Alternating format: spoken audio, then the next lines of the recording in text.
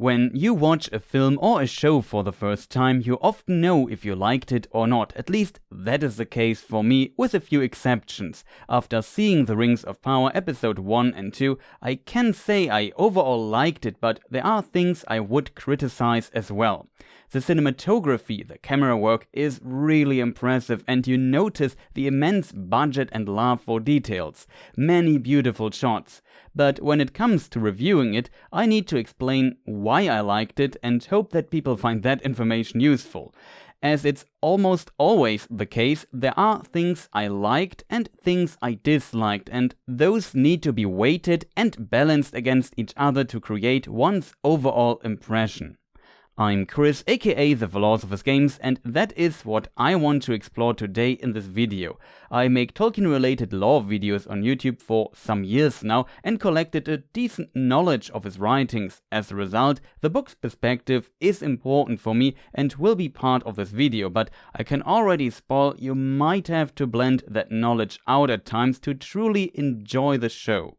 I consider everything that we saw in the first 2 episodes not a spoiler and assume you have seen them and maybe are familiar with at least the Peter Jackson Lord of the Rings films, but I try to avoid book spoilers of future events, but we might discuss the past a bit here and there.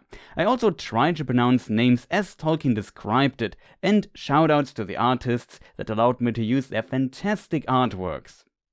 The first 2 episodes I would describe as setup for the show. Some shows might throw you right into the action and explain everything along the way. The approach of Rings of Power is somewhat similar to Peter Jackson's Lord of the Rings, and we got a prologue. After that, the motivations of the characters are further defined and the foundation of 4 to 5 plotlines is created and slowly developed. This approach seems plausible because from experience I can tell that Tolkien created a very complex universe where the lore and history of the world are well connected throughout thousands of years. Explaining details connected to the first age of Tolkien's world is always a tough part in my videos, but required as foundation to really understand what is going on much later. What makes it tough is explaining it precisely enough in a short amount of time. What Peter Jackson had to explain in comparison was very easy.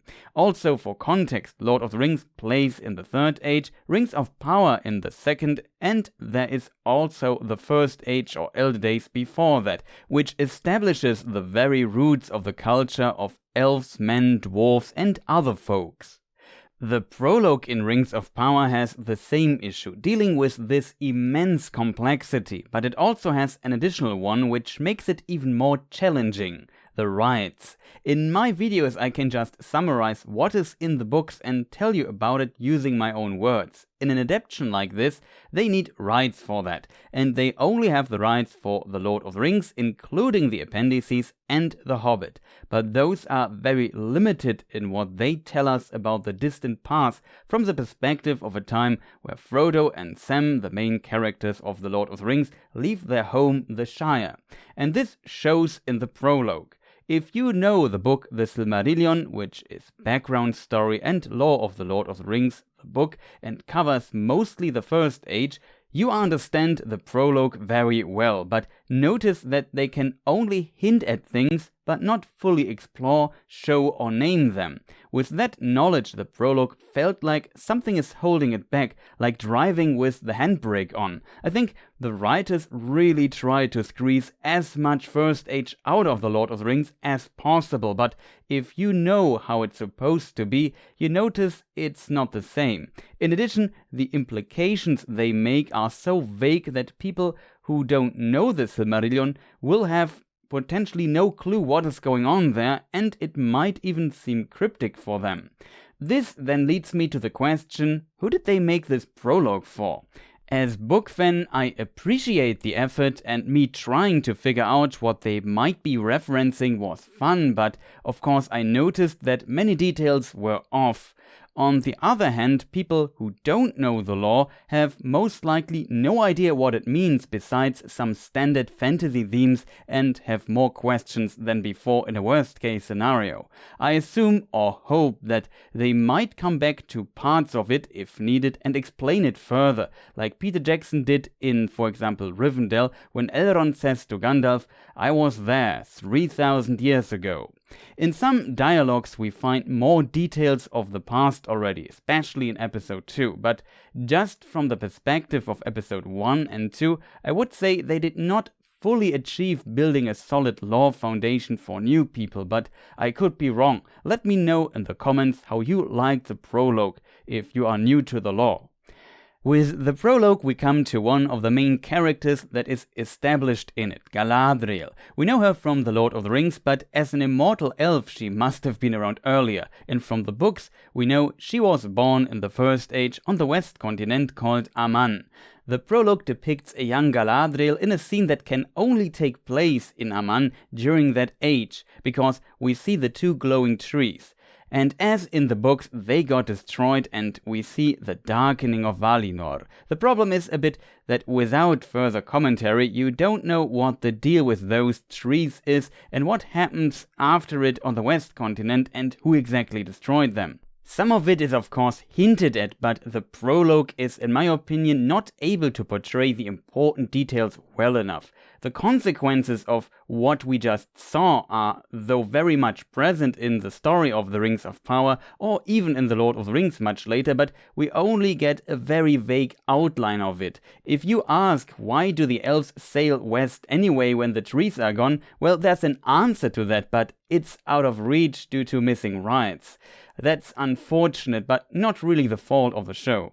We see young Galadriel, who seems being bullied by some other elven children, which I also dislike a bit because Aman is more like paradise. The trouble that comes to Aman is brought there by the first Dark Lord, not by the elves. On the other hand, they are just children.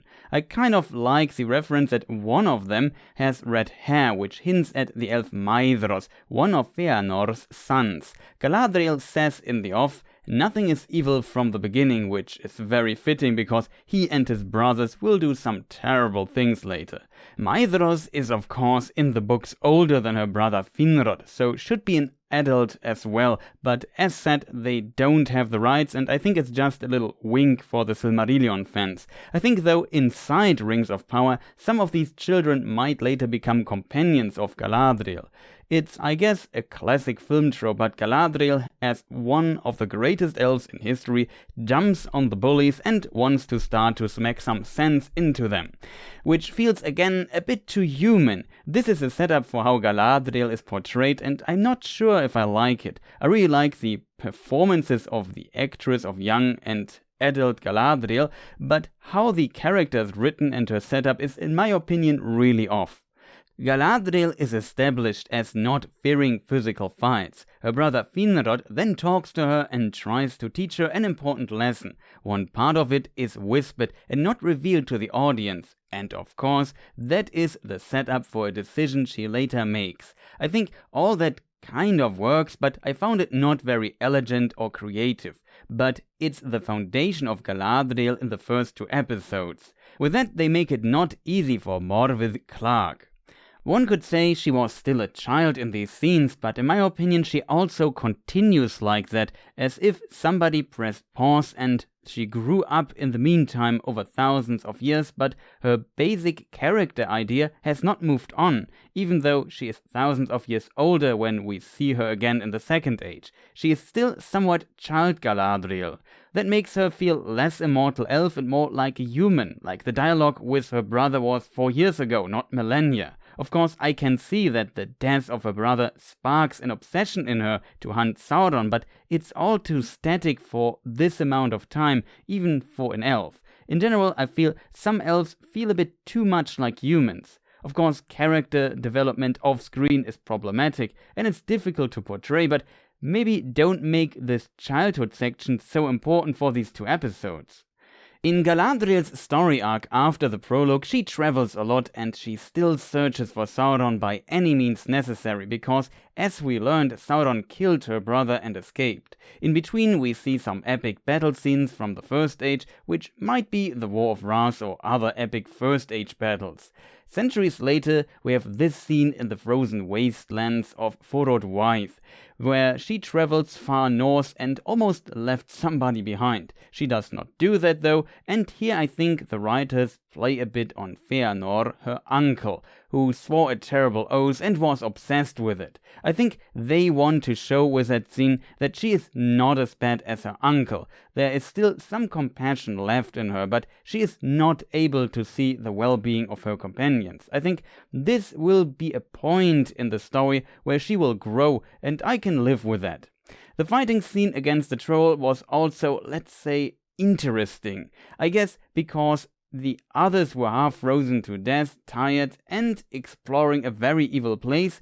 They had trouble with the troll, but Galadriel, as one of the most powerful elves, is still able to kill it with ease in a way that even Legolas from the Peter Jackson films would respect. It's, in my opinion, still slightly off, but of course we know about powerful elves who have seen the light of the trees that suddenly become much more powerful in the right circumstances when the enemy is near and their wrath unleashed. Think of Fingolfin, who wounded the first Dark Lord Morgoth, who is the most powerful entity besides Eru, that is God himself in Tolkien's universe, 7 times. Of course, Morgoth at that time was weakened, but it's still considered an impossible deed. And Fingolfin is also an uncle of Galadriel. However, her crew demands to return home, putting down their weapons and having fulfilled their tasks long ago during this mission. As a consequence, back home, they are all honored, but it is noticed that Galadriel's obsession was too much and maybe even dangerous, so High King Gilgalad decided to honor her as well and sent her home to the west continent Aman, where she could dwell in peace. From the book's perspective, she could also see her dead and now re-embodied brother there again, but this detail is not told in The Lord of the Rings and so outside of the show's rights again. Her motivation makes far less sense with this knowledge. It seems in Rings of Power, death is more permanent for elves than it truly is in Tolkien's world. Tweaking her motivation to mainly protect her people in Middle-earth from the suffering that Sauron could cause would make much more sense, but she is often so focused on herself, her brother, and his last task that it makes her a really isolated character. And on top of that, the death of her brother is of course also different in the books, where he sacrifices his life for a friend, and something very big is achieved as a result. There his overall task has less to do with Sauron and more with Morgoth, though Sauron is responsible for his death in the end as well. Galadriel is also far too angry all the time, which makes her almost human. She is an elf. I get that they want to develop her into the Galadriel we know over the seasons, but she is so far off that it subverts my expectations and imagination of a young Galadriel too much. We know Galadriel already, and she seems like the least familiar elven character in the show. Elrond works much better in contrast. Don't get me wrong, the actress is fantastic and there are some nice nuances here and there. For example, in the ceremony scene, Elrond silently speaks along Gilgalad because he wrote his speech. Galadriel notices it and smiles for a brief moment. We need more of that, and Morgoth Clark can deliver, but the script needs to give her something to do with her character. However, next we enter the part of her story setup that makes, in my opinion, even less sense. Galadriel is in some versions, I would argue the most canon sources stated, banned by the High Angels of Eru, that is God, from returning to the west continent Aman in the Second Age. And when she passes the test, not taking the One Ring, this ban is lifted and she is allowed to return. Gilgalad can maybe send unbanned elves back to Aman. Even that is not clear, but I guess one could make an argument for it. But not a banned Galadriel. Though in the show she could be not banned, there are different versions of this ban topic. We can also read that she saw it as her duty to stay in Middle-earth as long as Sauron was not defeated. which you can interpret into this obsession we see, but I would argue there's a difference between duty and obsession. Maybe it kind of works, but sending her into the west is still very off for me. In all versions I know, she never tries to sail west in the Second Age. Elrond convinces her to accept the offer, but he is conflicted about if that was a good decision. She accepts though and goes onto the ship to leave Middle-earth forever. But at the last moment, before entering the waters of Aman, she jumps off her ship, remembering what her brother whispered to her, which is now revealed, that sometimes one has to touch the darkness to know where's up and where's down. For an high elf, going west is the ultimate goal. I think just building this upon a sentence her brother said to her as a child thousands of years ago is a bit cheap for such a tough decision. As said, it kind of works, but is in my opinion not very elegant or creative. But I would say, okay, why not? It was an emotionally driven last-minute decision. If the payoff that follows is at last worth it, I can live with it. But it's not. She just swims in the ocean and randomly meets a raft with several people of men. One would assume she is close to the west continent, jumping into the water, where humans are not allowed to enter at all, so there are no ships of men there. They even show maps, which I really like, but besides the island of Numenor, a powerful realm of men, there is nothing in this ocean west of that island. Elves can drown, and we learn Halbrand, who is on that raft, is a Southlander, not a Numenorian. What exactly are Southlanders doing there? Makes very little sense if they are the same who live around Tir Harad. There is not even a harbor there. I guess if those were Numenorians, it could work better, but would be a very fateful meeting in the middle of the ocean, because the Numenorians would also not get close to Aman. The dynamic on the raft, though, I liked a lot. Good acting, nice shots, some interesting details. Halbrand seems to be a character with a secret. Some see in him a hidden villain. And I can see it too. He feels out of place on this raft in a good way, if you know what I mean. That makes him mysterious and the viewer suspicious. All fear for their lives and are on the brink of madness, and he doesn't care at all. The show might play further on that. Maybe he is Theo's father who ran off, which is mentioned by Theo's friend. Maybe he is the true king Theo's friend also talks about. Who knows? He has this amulet with this symbol that might be an eagle or winged steed with somebody sitting on it with a crown. We see a depiction of an eagle in Tir Harad as well. They also talk about Khazars, but that also makes little sense. Those existed in Umbar, and Galadriel would need to cross quite a bit of ocean to even get close to Umbar or the coast of Middle-earth. I guess one could argue that they of course roam other waters for potential victims, but besides Numenor, there is nothing in this ocean, and Numenorians would just end them if they attacked their ships close to Numenor. The whole ocean section feels map-wise very inconsistent. I would have liked to see more interaction on the raft, and maybe some of those characters survive, but they are attacked by sea monster, maybe a reference to Tolkien's poem Fastitokalon, and the raft is mostly destroyed. The survivors are all killed, I assume, but Halbrand manages to extract a part of the raft and get into safety while the others die. The sea monster is then happy for unknown reasons and just leaves Halbrand and Galadriel be. There is this shot of Galadriel looking at the tail of the sea monster and sees the harpoon in it, I guess to explain why it was angry at those people. Maybe they hunted in the sea, but I expected she would pull the metal out to make it peaceful again. This way it seemed a bit strange that it's just gone, but maybe it will reappear in later episodes again. Then they are rafting on the sea again and get into a storm where they struggle further. Galadriel almost drowns after getting almost hit by a lightning strike and is then saved by Halbrand, and at the very end they are found exhausted by another ship. What a coincidence, again. Fate had to put in some work here. It's though impressive that the actors had to train holding their breath for so long to film the dive scene. The drowning scene plays again on what Galadriel's brother said to her about the difference between a ship and a stone. Not a bad idea, if not everything would feel so constructed. The camera shots are awesome though, and you notice the production effort. The camera work is the real star in the series so far. What I dislike most is that all that setup just exists to get her to the location where the writers want her to be, and you notice that. She only meets Halbrand, but nobody else, and Halbrand so far can't help Galadriel develop her character further. He is too mysterious and too focused on his own business as well, which is different in all other arcs where characters have many other people to interact with and grow in the process. As a result, this arc sticks out in a negative way for me and does not give the character what it needs. It's all about bringing her to a new location, and there Setup 2.0 will begin and she can finally start her actual journey. This leads to the question, why not sending her there on a diplomatic mission by ship? Maybe let the ship get attacked by the sea monster on the way and Halbrand is a sailor or some kind of stowaway there, if you want that shipwrecked section.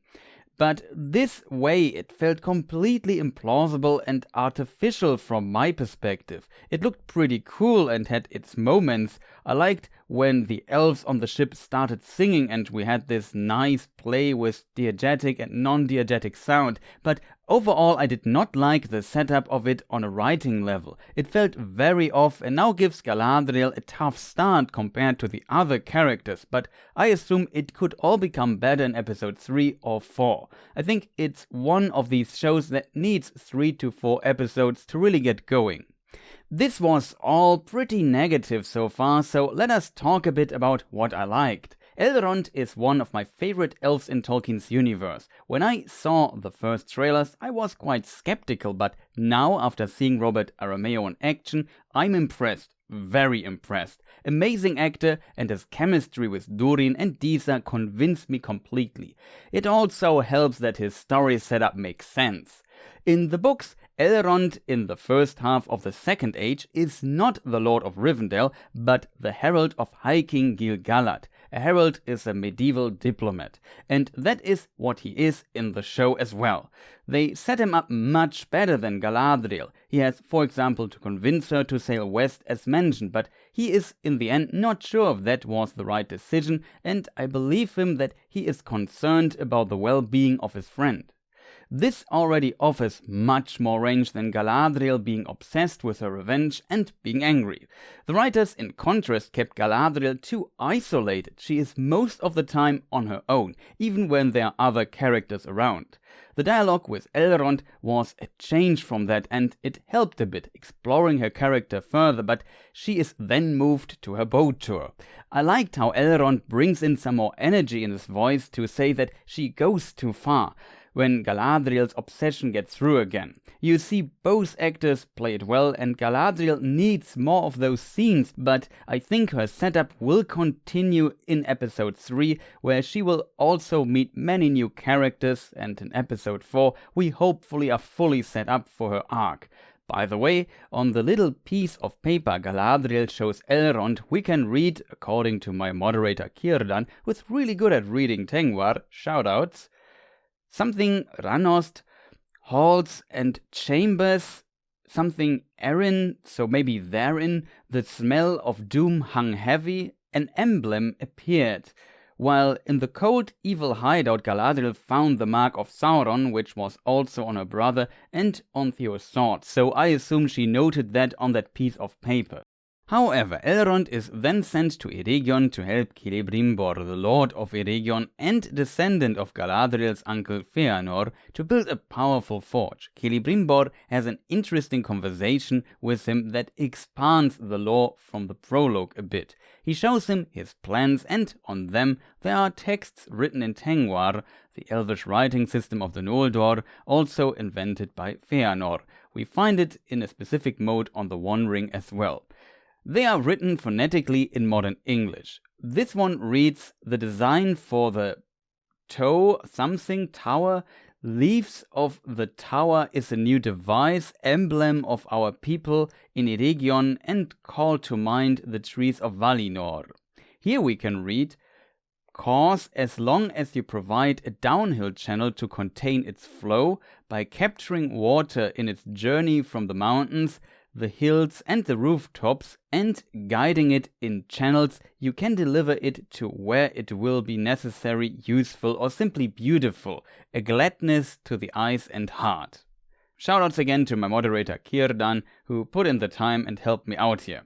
Elrond also has a dialogue with Gilgalad before, and the series seems to play on that he has no realm of his own yet and is not an elven lord, which I find an interesting idea. He also writes the speeches for Gilgalad, so we get some interesting details how things work in Lindon.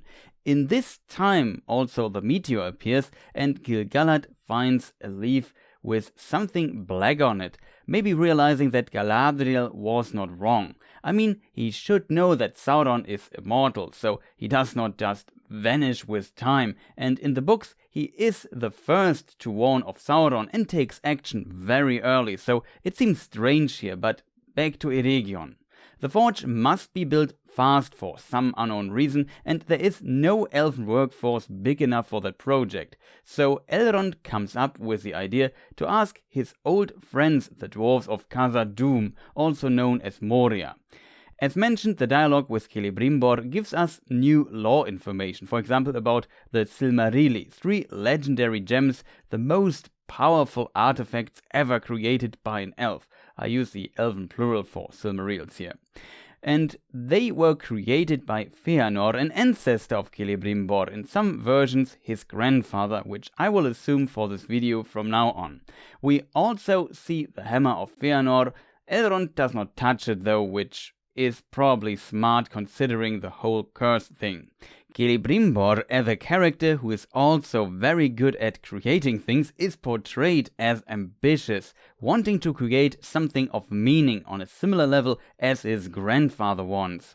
This is not too different compared to the books. He also seems open because he is actually interested to see how the dwarves work. As somebody who likes to create things, he sees that they have something in common. He also tells a story about Morgoth, the first Dark Lord, stealing the Silmarilli, which is an extremely important event in the Silmarillion. Silmarillion translates to of the Silmarils, if that is any indicator. I found that an interesting idea and fitting, though the story told here is not in the books. One lore detail makes this conversation a bit awkward though. Elrond's mother and father, being in Aman you could say, or above it, currently possess one of the Silmarilli, and Elrond has most likely seen it as a small child. Further, Celebrimbor's crazy uncles tried to kill Elrond's mother over the Silmaril, and they also killed some other family members of him in the past. As Feanor, they were driven by their oath to return the Silmarilli by any means necessary, which turned into a curse. Tormented by it, they had these phases of complete madness where they did terrible things. Elrond's family, especially his mother's side, were victims of that madness, but they also had moments of clarity and regretted what they did. In one of those moments, they could not kill Elrond and his brother Elros as children, so one uncle of Gillibrimbor became their foster father. When Elrond says to Galadriel, "I have seen my share," he is not lying. Elrond's story is quite tragic. See my Who is Elrond videos for more details. It's unfortunate that the showrunners could not use the complete material from the Silmarillion and other sources here. However, next we come to Khazad-dûm, and it is awesome. I had high expectations and the show did not let me down. We find a nice little Peter Jackson reference where Elrond tells Celebrimbor how well they will be welcomed in Khazad-dûm, and it is then not the case, distantly reminiscent of what Gimli says in The Lord of the Rings. In general, the dwarves feel a bit Peter Jackson-like in some ways. To get inside, he has to invoke the rite of Sigyn Tarag. Maybe it means Longbeards, which is the name of Durin's house, but the rite is not mentioned in the books as far as I know. The pronunciation of names is really good in the show in general, and it shows here because Elrond and Durin saying it use the throat R instead of the trilled R in Tarag, which is what we find described in Appendix E. Very small nuance, but I like it. I generally like the dwarves in the books, and it's nice to see what you have read about come to life with this budget. Elrond clashes a bit with the dwarves dwarven culture, and the relationship to Durin IV starts at an absolute low and develops in a very good pace until they can mend their friendship. Elrond later understands that Durin missed him in the past 20 years and that from his perspective it was a big part of his life, while for Elrond it was like last week, though he is half-elven and might have a better understanding of mortal time spans than many other elves. This, in my opinion, goes a bit into some of the more philosophical ideas of Tolkien. I like that a lot, and that Elrond shows empathy and regret, though he uses all his diplomatic abilities here at the same time and shows several things. How he has empathy, how well he can read other people, and how well he can use words and act accordingly. He also does not take himself as too important. Elrond comes into the series as someone who might has to prove himself, and he delivers, which impresses me as viewer. He also has some lines that stick in your mind, though some might say it's a bit cheesy at times.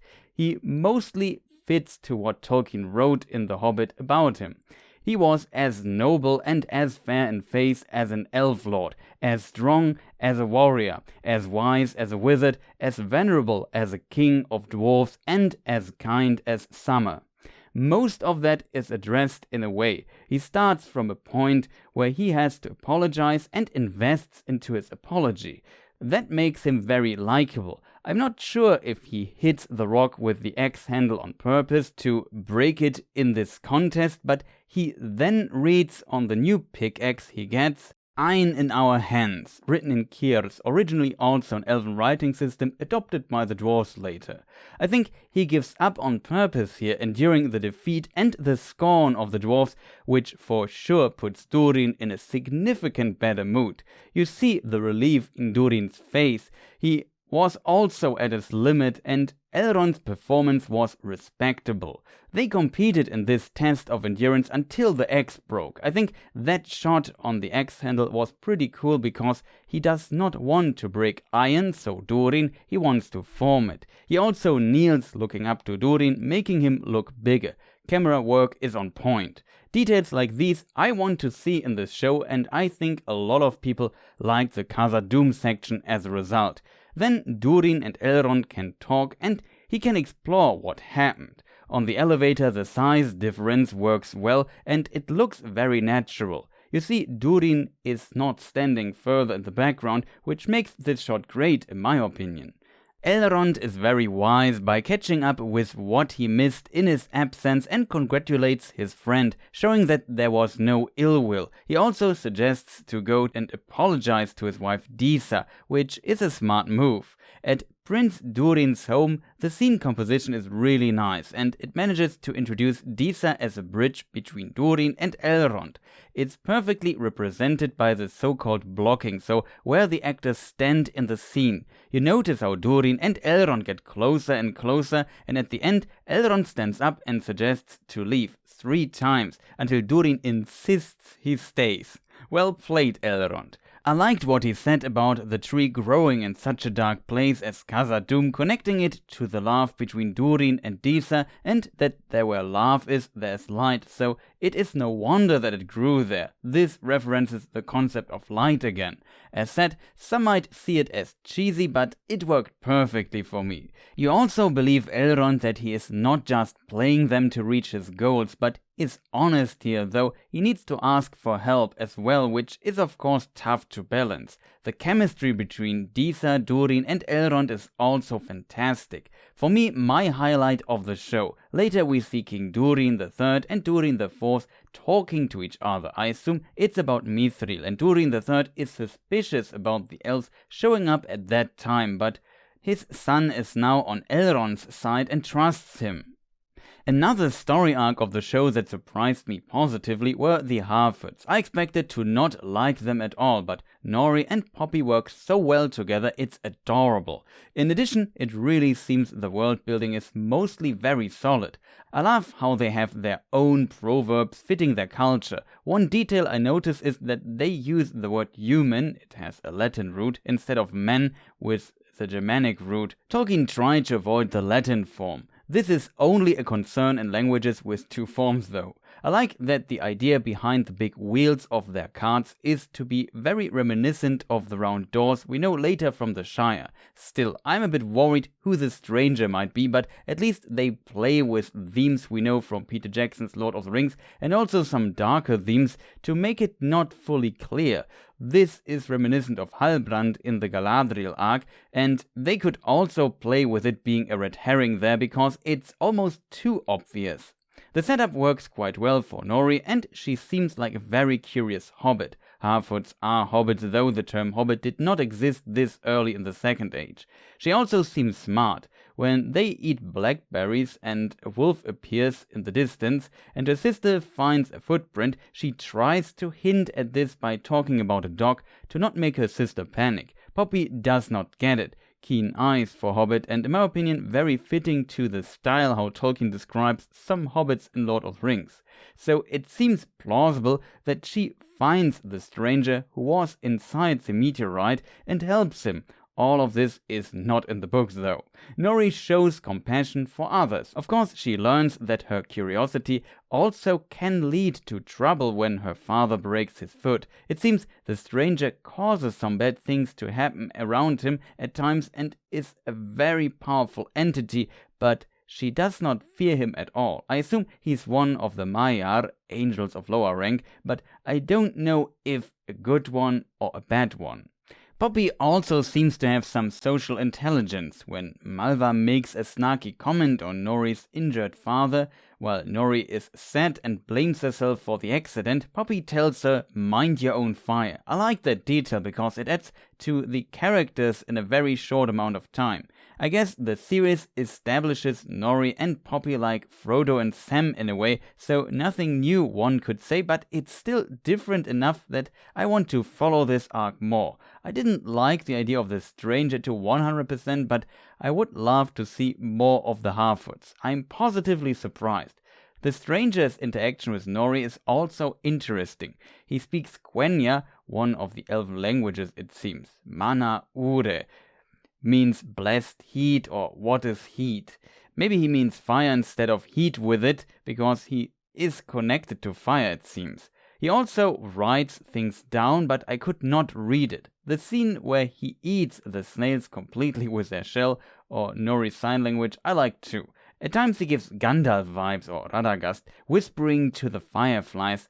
Then when they all die, there is something evil in him. Some might think Sauron in disguise. In a way, it's like two personalities fighting over control. Curious in which direction this will go. I hope he is not an Istar like Gandalf, but they might go for that. The Istari came by ship, and besides the two blue wizards, all came 1000 years into the Third Age to Middle-earth, and they are a topic of the Third Age as well. What is noticeable, the fire of the meteorite is cool, as the One Ring when in contact with fire, or the torches in that evil old outpost of Sauron from the beginning. The last arc plays in the Southlands and is also quite interesting. I like the atmosphere of the village, and it also goes a bit into a scary direction at times. I like Arondir and Bronwyn, I have to admit, though I'm still skeptical about their relationship. As said, it's rare lore-wise. Theo seems to have something dark inside him as well, and finding that black broken sword with the Sauron sign on it does not help at all. The actor of his friend Rowan also has this aggressiveness and troublemaker aura. The actor does, in my opinion, a good job, same with the others. What bothers me a little bit lore-wise is that if we look at the map, this place, Tir Harad, is actually in Mordor, and the elves explain they made this barren land green. About Mordor before Sauron was there, we don't know much, but we know Mount Doom was once created by the first Dark Lord Morgoth, so that he had followers there is not implausible. Still, Tolkien comments in Unfinished Tales that it was called Mordor because of the black ashes of Mount Doom even early on. I would have preferred it if they would have placed it a bit further south, close to the Sea of Nurnen. We know that even during Sauron's time it was green, and the second Dark Lord used it to make slaves grow food there to feed his armies. so having a greener Mordor makes most sense there instead of a bit south of Ciris Ungol. It's, I guess, still in the plateau of Gorgoroth, also called Valley of Horror. Next to it is Lithlad, the Plain of Ashes. Interestingly, Shelob is in Mordor before Sauron as well, so they chose not the greatest place to live. The Sylvan Elves there look over the people because their ancestors were once on the side of Morgoth, the first Dark Lord. This is of course possible, but that was like 1000 years ago from their perspective. Still, we can read in the Silmarillion, and the evil men who were in the service of Morgoth came among them and cast over them a shadow of fear, and they took them for kings. So it's not implausible, and Theo's friend Rowan, either Old English Rowan for to row, or it has the anglicized name with Irish origin meaning little red one, also talks about a true king who will return one day, maybe Halbrand with his necklace. Also a bit strange that Sylvan Elves under High King Gilgalad are stationed there. He was the king of the Noldor, and for sure there were Sindar elves under him, but often those disliked the Noldor due to the kingslayings, especially east of the Misty Mountains. I still found the story interesting, and you get the feeling it won't end well for some of them. Theo finds this sword in an old barn when he hits a loose plank by accident, as he explains. It has the symbol on it that was established to belong to Sauron, so not a good sign. Blood activates it in a way, and it seems to be some kind of reversed Morgul blade, maybe a proto-version of it. In Lord of the Rings, Glorfindel says about the Morgul blade, "There are evil things written on this hilt, which only he could see because he can see the so-called unseen aspect of the world, which in my opinion is tied to seeing the light of the two trees." I made a video about this if you're interested. What I like about this part is that it's full of little details. The village consists of ancient ruins with strange depictions of ancient times. Theo says he could not sleep due to rats digging below him, but what he might have heard were the orcs, and so on. Some aspects are portrayed subtle, I would say, and there is this tension in this village. Arondir is also established as keen-eyed, who might see further into things than his other elven colleagues.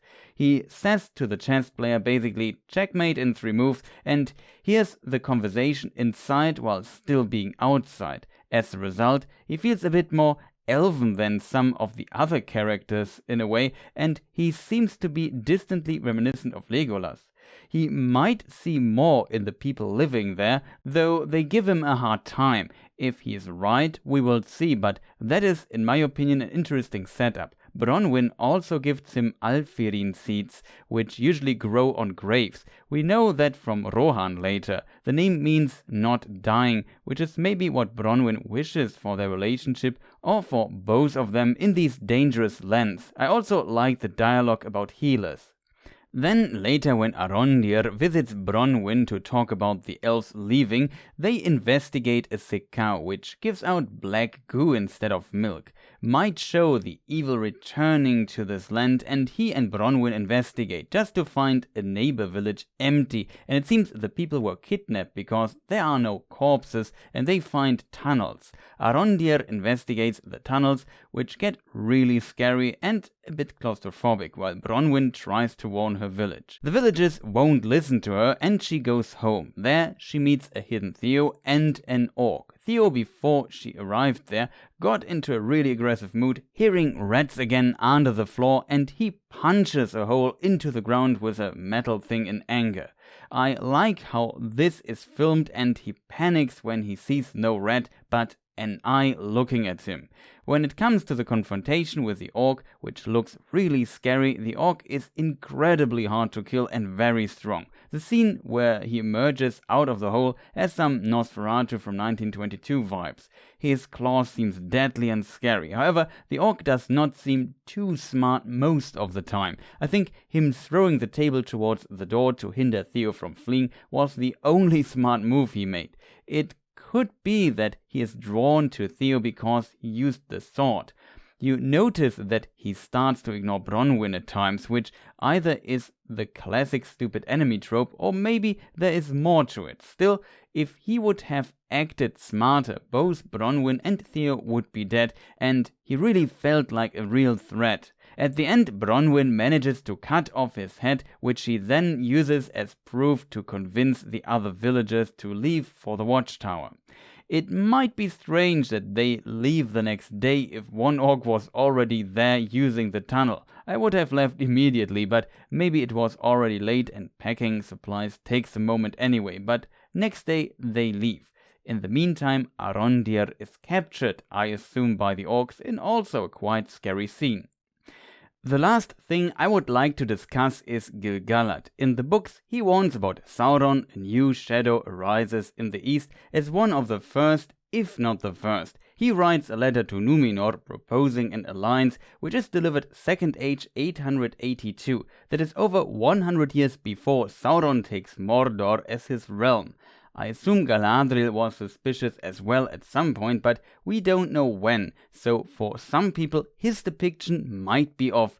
Gilgalad was a very wise and foresighted king, though maybe he has other plans to prepare for the return of evil. Maybe this forge and what they can make with it. I personally would wait a few more episodes to really understand what Gilgalad is doing though.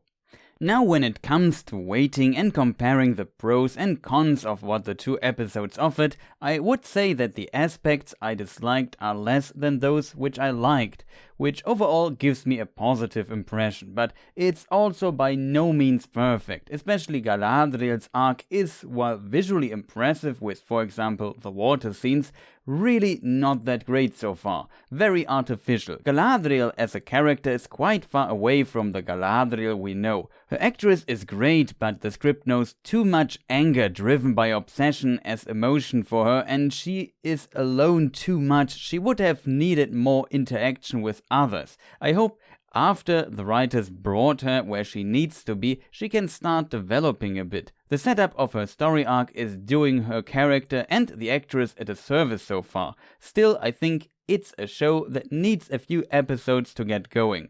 They should reach that in episode 3 or 4 though, else their plan on marketing Galadriel so much won't work and people will be disappointed. No idea what the writers were thinking here. For the island Numenor, which I assume we will see next episode, I hope they did not get blended by the effort that went into the set. A beautiful set alone is worth nothing if you don't nail the script. The potential is there, the visuals are awesome, the actors are good, the music works out. All they need to do now is nail the story. I already fear that time compression will trouble Numenor quite a bit and be problematic for people who know the books. These were my thoughts on the show. I would at least recommend to give it a try or maybe wait for further reviews after 3 or more episodes are out. It's decent so far and I see the potential. It could be better if the long and heavily marketed Galadriel part would feel less constructed. And as said, it's not the fault of the actress, just the setup is nonsensical. Don't take First Age stories that are written much better and fit perfectly into the lore and write them as inferior versions into the Second Age. Fans of the books will notice and they won't be amused. Curious what people unfamiliar with the books have to say. I guess we book people have to at times ignore what we know and accept that the right situation limits the show and that they also want to tell some of their own stories. Still, I get the feeling at times that an early Third Age show would have been the better choice here when it comes to rights. I hope this was in any form helpful. Thank you for watching. If you liked the video, maybe press the like button, leave a comment and tell me how you liked the first 2 episodes, also if you are new to the lore. Also, maybe consider subscribing for more Tolkien related content here. I can also recommend to check some of my other lore videos. Besides YouTube, you can also follow me on Twitter, Instagram or Twitch. Next will be maybe a little roundtable stream with other Tolkien content creators on YouTube. I assume Thursday as live stream. I hope everything works out. Again, thank you for watching, thank you for all the support and goodbye.